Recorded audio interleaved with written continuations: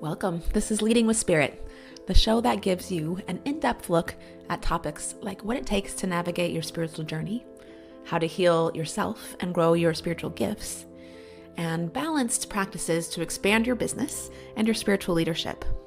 I'm your host, Spirit Bird, shamanic teacher, healer, and author, here to guide you on your journey to becoming your most potent spiritual leader.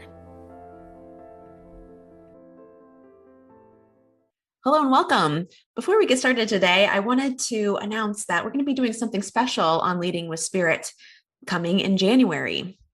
Each week in January, I'm going to be highlighting one of the 4 directions, along with how those directions show up in us as people, including our gifts, our wounds, and more excitingly, how we can use that information to help make smart decisions in our business and grow our spiritual work.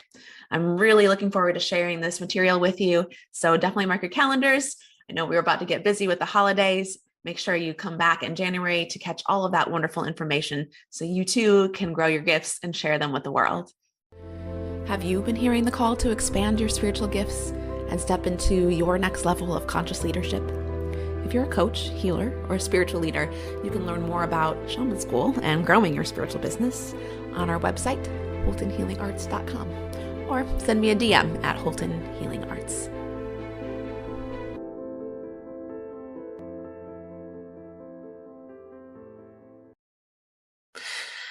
The other day I heard somebody say, with spiritual gifts, we weren't meant to thrive in this modern time like we try to do. I've heard that a lot, like it shouldn't be this hard for the people who are actually gifted. And that's a big block and a big story right there. That healers are victims to this time and place is a story that we created. It's a belief we hold so we can keep hiding. And while I understand why we do it and sometimes want to tuck myself away as well, I also want to not contribute to that story anymore. This gal went on to say, and I'll read this verbatim actually, she went on to say, I liked your blurb and outlook, but was kind of disappointed when it turned into the sell pitch of money figures growing business. When you trust in abundance and the universe, everything shifts. I would love to lose my drive. She said, I would lose my drive with my spiritual work if there was a lot of pressure to have to make money. And yes, girl, I get you. And there's block number 2. The thing that many people do is as soon as money is included in healing work, we actually make it about money. And there's a big difference between doing healing work for money versus money being included in healing work. It's not about making money. It's not. It's about doing what we actually came here to do. For some of us, that means not having to drive Uber part-time to make ends meet. And I know a lot of people that are perpetually stuck in this place of offering healing work, but it's not actually in line with their highest and very, very specific gifts. So it doesn't cover their needs. And then they can't actually do their work. For others, it looks like moving from 10K months to 50K months. And underneath it all, the mechanisms are the same because it isn't actually about the money, but it's included. And to grow our unique gifts, which, believe it or not, that part never ends. That's a constant practice. To heal the blocks, keeping you from fully showing up as the healer you are, and growing your business, all of these things happen all at the same time. The nice thing is you get to set your own desires and goals for your own work. Actually, that's one of the things that I love about what I do, that I get to work with individuals. And each student gets a unique attention so they can grow their practice in a way that's right for them and not some formulaic thing. For me, it's about getting the individual actually aligned with what they want and opening their gifts and capacity to help others in the way that they're designed to do it, because how we bring our work forward is also going to look different for everybody. So to release the blocks and beliefs that earning an honest, decent living with your spiritual gifts is too much pressure, is selling out, or somehow not heart centered, and to step into sustainable business with grace. I help people create long term balanced businesses. And that's just part of what I do. I also rapidly help you grow your gifts and learn how to use them. I also help bring magic into your lives. I help awaken you on a whole different level, and I help you step directly in line with your purpose and open up for that. And I'll help you earn money in the process, if that's what you want. When I started, I had to prove to myself that it wasn't that I could do this work without including money. And I did. And then when I realized that I was tiptoeing and learning to include money figures, learning to include the part of growing your business and with specifics, I realized actually the reason I never wanted to include it in the first place is because I didn't want to be responsible for people's results. And if I gave vague promises, then I wouldn't be held accountable. I've seen healers with huge audiences that actually have a GoFundMe on their page because they're showing up looking like the part, right? They're dressing like it. They're going to ceremonies. They're doing practices. They probably are living, that part of their life is true. Not with everybody. Some of it is a show, but for a lot of them, it is actually true. And at the same time, they're not actually clear about what they're here to offer, what their gifts are, and how and why. And I've seen also on the flip side, people with gorgeous offers hiding it because they still haven't worked through the fear of being seen, especially as a healer. And I've seen people drop thousands of dollars into programs for them to build programs and websites and funnels and email lists, and nothing moves because they have a story hidden away of why they actually can't succeed. And they keep giving their power away to some third party that they hope will rescue them. And I know that place, right? So if you're in one of those places, frozen or stuck, I just want to share with you a few mindset tips from high-level healers and coaches that have allowed them to move the needle, to like actually move through that spot and grow their business and do the work that they love and only they can do. Yes, another one on money mindset. And I want to bypass this too. I want to bypass this stage a lot. I know there's a lot of people that work this area from the conscious level or that offer this work as healing work. And I know that it's a lot deeper than just mindset. And also, we can't bypass it. If you're not already comfortable, if you don't already have the amount and the life that you want to have, then there's work to do here. And if you skip over it, that's bypassing. So let me see. So I want to share with you today, a few mindset tips to help you here. And the first one I want to talk about is it might sound like this, whether you read it from someone else or hear your mind thinking it or saying it in a conversation with somebody. It'll sound like, oh, I'm not trying to make money. I just want to do this to help. Or it could even sound like, I'm not trying to make a lot of money. I just want to get by. Yep, I get that. When it comes down to it, most of us just want to be able to pay our bills, eat decently, and have a comfortable place to live. It's basic safety and stability. I'm still that way. But if you're committed to just getting by, that is what you'll keep experiencing. And I've realized for me that the more that I get to expand my dream for my business, my vision grows. And the more that my vision grows, my dream for my business grows and my life grows. And the things that I actually want to see change in the world start changing too, right? Because I'm actually stepping into this new role and to this different vibration of how I experience the world and get to have an influence on the world. So successful coaches and healers always have caveat. Let me just say this. I feel like don't need to say it, but I'm just going to say when I say successful, of course, that's going to be that's going to vary between person to person what that means. So you got to be clear on what that means for you, right? And for most people, it's not just about hitting a number. It's also about other parts of their life, being able to have time with your family, being able to experience community. All these things are included in success. Doing something that means something to you, speaking from your heart and your truth. All of this is part of success.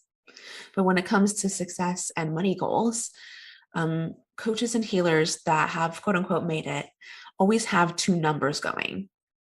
One is what they need to get by. Like you got to have your bottom line. You got to see what you need to live and survive and how much money your business needs to live and survive. And the other is what would feel inspiring to them. What is a goal? What is something that makes you motivated to keep sharing your work, to keep getting out there, to make it through those bumpy parts of the road because we hit them? Because it's not just about making money, it's about freeing you up so you can do the best work you came here to do. And many of us have this story that if you have wealth, you're greedy or bougie. Yeah, and some people are. It's true. But they aren't all that way, right? Some people also aren't greedy or bougie that have wealth. That's a story we've made up over the years. And actually, there is a place where having wealth allows us to be more generous because you actually have something to give, whether that's time or money or natural resources, right? In our economic climate, 5-figure months isn't unreasonable for an honest, attainable salary doing powerful work that changes people's lives. It's really not. So allow yourself to have fun and play with it. What if you got to do the things you really wanted to do? And I know the thinking here because we play into this and then we're like, yeah, but I don't really want to be out on like beach vacations and chilling by the pool. I just want to help people. Good. I'm glad you know that about yourself. That's something you really want to do. So play with it. What if you got to do that? A lot of times we cut off what we are actually desiring because we don't even allow ourselves the possibility that it could happen, that it could be true. And so it's not about chasing some, carrot. It's not about chasing some ideal lifestyle, right? And it's not about chasing a money goal. When I set money goals, it's not so that I hit some number that I'm picking out of the air because I want more money. It's because there is a very specific reason behind that. And there are very specific things that I'm here to do. And so I'm not chasing numbers, I'm including them. And I encourage you to do the same. And let it be from inspiration and motivation for how you want to contribute versus the weight of trying to perform. Another money mindset piece is focusing too much on short-term results. I fall in and out of this one sometimes too, of course. And the thing is, this is actually where pressure comes from. It's not actually from having goals or watching your numbers or knowing where you are financially. Pressure comes from trying to push something into a short period of time. Trying to achieve, trying to succeed, or even our fear of failure. All of this actually comes from measuring things in short-term results. So you have to stretch the time frame out because that's what sustainable business is all about. And that's what our healing work is all about, right? We have to stretch the time frame on that. That's what growing our gifts is about. Some people will come into the circle wanting to do a session and suddenly be like a superhuman. And yeah, that's possible, right? And really growing your spiritual gifts is also stretching out your time frame, the time that you're using to measure whether or not it's worked or not. And the longer you watch it, the more your gifts grow. I've had a couple people come to a short workshop or a quick vision and clarity call and then launch their business right after that and not sign up for my offer, right? And then they come back a year later because they're finally ready for the next level of growth that I'm offering. And I'm sharing that because it's important to know. That's an example of measuring short-term results, right? On the one hand, it's great, man. You spent 30 minutes with me and you were able to go from hiding out to launching your business and doing your soul work. That's pretty awesome, right? And at the same time, it's like, I also see the places where you're going to be navigating soon because I'm a little further down the road. And so they're going to come up for you and you don't actually have the foundational pieces you need to navigate those yet, right? And so if I had just looked at that as a no to me or a no to my work or a no to my offer, it'd be very easy for me to get discouraged.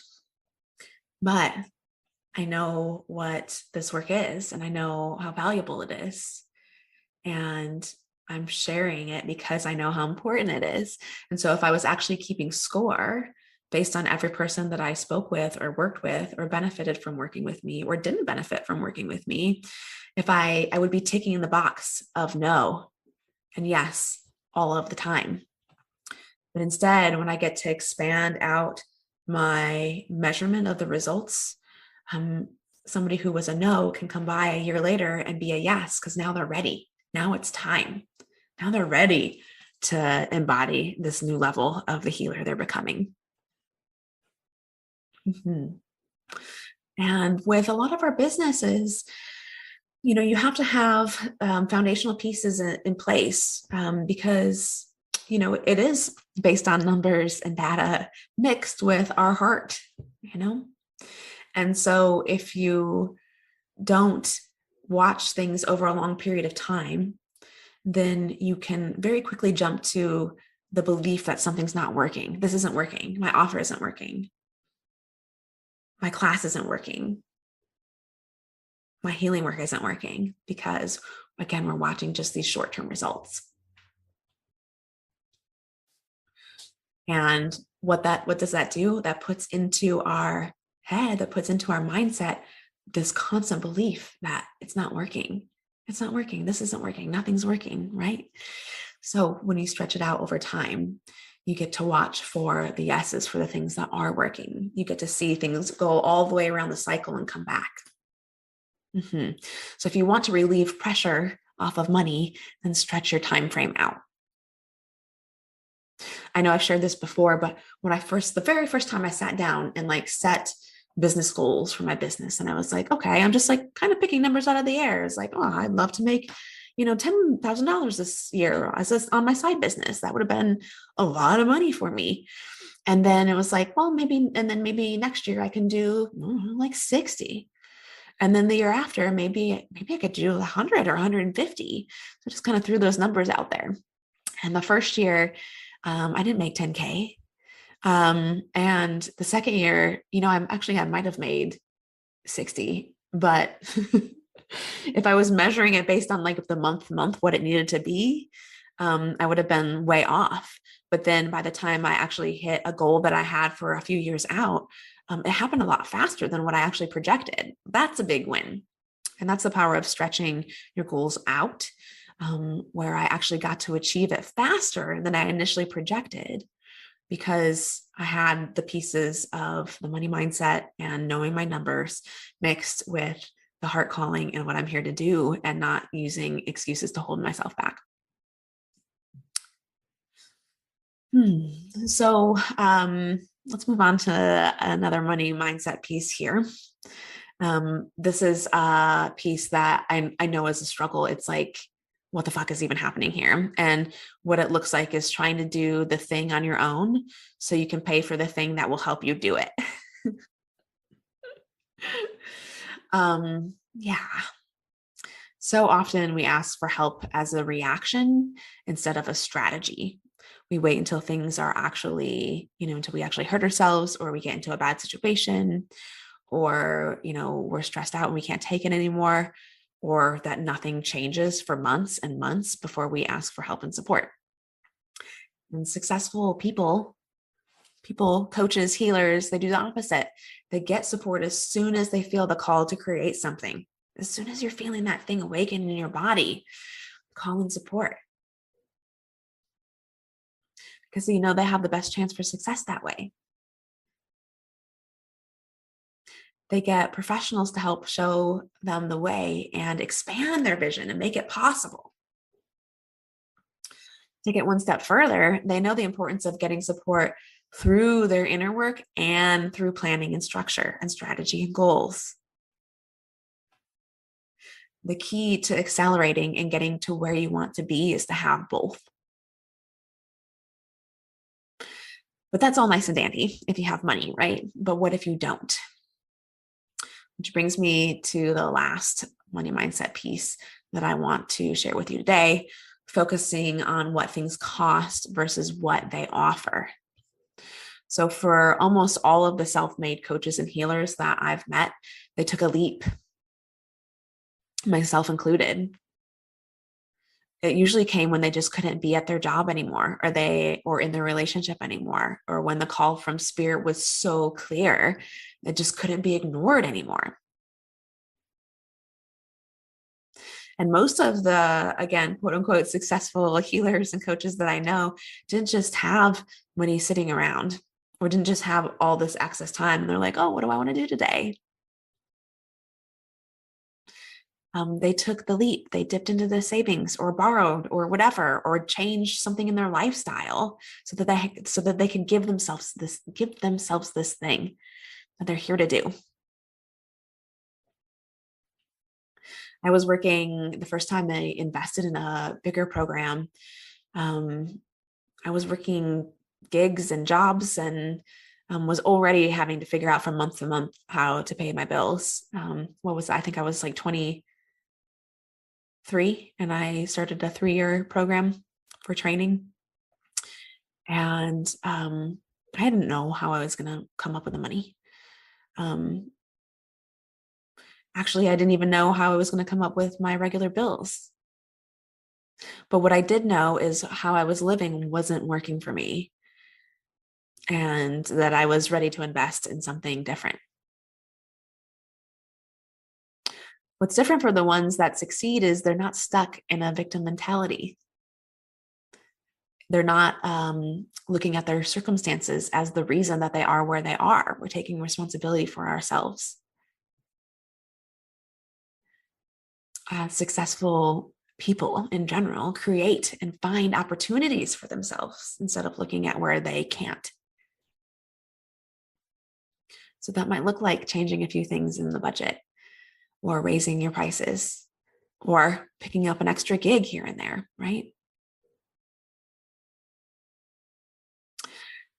Oftentimes, I've noticed the rhetoric in the online space is that people can make it look like you can just create a business and sit back and watch the money come in. And it's just not really true. It can be simple. It can be very simple. It can be easy. You don't have to work a million hours, but it does require some time and energy to start. So what successful people have is the drive and the desire to start. So instead of thinking of their investments as, what is this going to cost me? They think of how nice it would be to have the solution.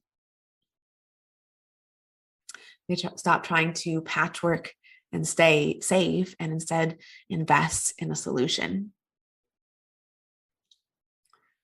So as you're moving forward, keeping these things in mind, even if you are already if you already do have a successful business, you're going to still hit these blocks. I still continue to, as I grow my vision, have to invest in new things to make my vision a reality, to do the work that I came here to do. And each of those times, I'm going to hit a little bit of an edge of like, wow, that might, the old mindset would be like, that might cost a lot. But I have to look at, what is this going to bring me? What is the investment that I'm making in here? And also, what's not working for me right now that I don't want to keep doing, because that's valuable to me. Mhm. So, and if you are in this spot, if you are struggling to find your offer and figure out how to really trust yourself and your gifts and bring your work forward, if you are getting a swirl of doubt every time you go to share something and you're just not quite sure how to put the pieces together, and you aren't ready to fully invest in realizing that this year, right now, in your life right now, I have a new guide that I wanted to share with you, and it is for creating 5-figure months. And in it, I include the steps that I use to grow myself and my business on each level that I'm at. And that will also include some of the everything from some of the money mindset pieces to the shamanic path that I use to how to grow my gifts and how to align with your offer, how to understand clearly what your offer is, align it, and bring it forward in this world. And I'm offering it right now for a super reasonable rate. So if you would like to get a hold of that, you can DM me or send me an email and let me know you're interested in the 5-figure months series, and I will get that over to you. Thanks so much for joining me today, and I'll see you next time. Welcome to today's Member Query episode, where we explore questions about spiritual paths, intuitive gifts, growing a spiritual business, and shamanism. Do you have a question for us? Send us a DM at Holton Healing Arts. This question is from one of our Leading with Spirit Facebook group members, and the question is, how do you find your true calling? And of course, your calling is something that's going to grow and change throughout your lifetime. But one of the best, simplest formulas that I like to use to help people tune into their own calling is to think about a pattern or something that you've been working on your whole life. This might look like a way that you sabotage yourself or something that you've been seeking. And then also thinking about maybe 3 things that other people have reflected that they gain as a result of being in your presence. So that can look like being inspiring or showing them a new perspective. That can look like helping them feel nurtured. And so when we combine these 2 things, this is one of the potent places where I would say more of our path is coming in, like what we are here to do and unwind. So what we're going to be doing is probably teaching other people to work through the same blocks that we have, and doing it in a way that includes our natural gifts of being inspiring, of changing perspectives. And then where it moves from being sort of your special gift to, and what you're discovering for yourself into a calling, is actually by tuning into what catches your attention, what excites you. So sometimes it's not necessarily the end result that we're supposed to get, but the thing that excites us, and following that excitement that will expose the path and the calling that you're actually here to do. I hope you enjoyed this episode of Leading with Spirit. If you did, please share the link for this episode with your biggest takeaway, tagging me at Holton Healing Arts. It would also support me if you subscribed and left a rating and review of the show so we can support more people living their